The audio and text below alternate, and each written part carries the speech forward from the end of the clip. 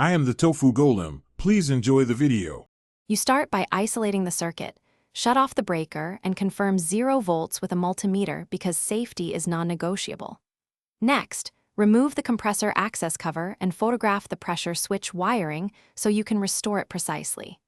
Once done, tag each lead with tape and a number, then loosen terminal nuts using the correct driver. You do this now to avoid later confusion and to ensure continuity when testing. Replacing components without labeled wiring is a common error.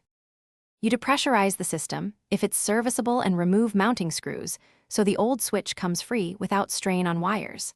Then you carefully disconnect each labeled terminal and immediately attach those same leads to the corresponding terminals on the replacement switch. This preserves sensor logic and safety interlocks. Once seated, torque the mounting screws and electrical terminals to the manufacturer's tightness spec so there's no leak or poor contact. Make sure seals and gaskets align to prevent moisture intrusion later.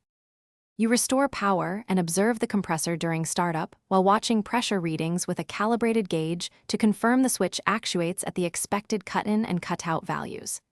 If the unit fails to start, stop immediately and recheck incoming voltage, continuity through the switch, and that each wire sits on the correct terminal. Miswiring is the leading cause.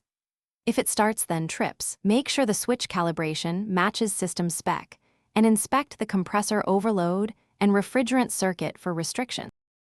Thanks for watching. Consider subscribing if we helped you today.